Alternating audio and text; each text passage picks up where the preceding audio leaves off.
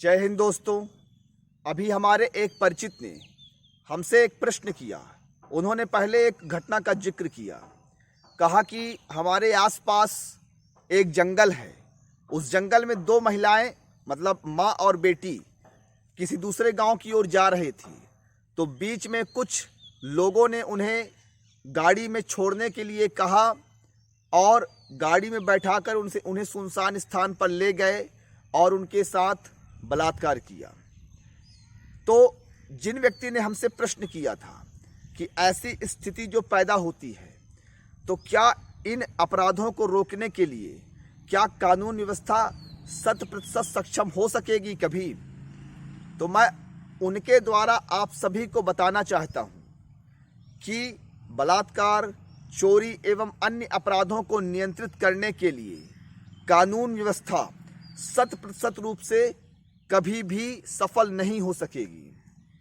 क्योंकि आप यह बात जान लीजिए कि कानून व्यवस्था किन लोगों के लिए होती है। तो कानून व्यवस्था वास्तव में समझदार लोगों के लिए होती है, जो थोड़ा होशो हवास में होते हैं। उनको तो कानून व्यवस्था का डर होता है, कानून का डर होता है, सजा का डर होता है। लेकिन इस दुनिया में कुछ ऐसे लोग भी हैं जिन्हें अपनी ज़िंदगी से प्यार नहीं है और वो किसी भी हद तक गए मतलब गुजर जाने के लिए तैयार हैं। एक प्रकार से इन्हें आप पागल, मनोरोगी आप कह सकते हैं। तो ऐसे लोग दुनिया में हमेशा से मौजूद थे और हमेशा रहेंगे। रही बात इन अपराधों पर नियंत्रण करने के लिए, तो मैं पहले कहना चाहता हूं कि कानून व्यवस्था सख्त होना तो परम अनिवार्य है, लेकिन उसके साथ साथ व्यक्ति को स्वयं भी समझदार होना होगा, स्वयं भी मर्यादा का पालन करना होगा। कहने का तात्पर्य यह है कि महिलाओं को प्रयास करना चाहिए कि वो एकांत स्थान पर जाने से बचें, ऐसे सुनसान स्थानों पर जाने से वह बचें जहां उनके साथ ऐसी घटना होने की संभावना होती है। क्योंकि कानून व्यवस्था तो पढ़े लिखे समझदार और कुछ लोगों के लिए है। कुछ जो पागल लोग दुनिया में मौजूद हैं, अरे वो आत्महत्या करने के लिए तैयार बैठे हैं, वो किसी भी हद तक जाने के लिए तैयार बैठे हैं, तो उनकी प्रकृति को कभी नहीं रोका जा सकता। इसलिए अपनी समझदारी, अपनी सुरक्षा अपने हाथ में होती है।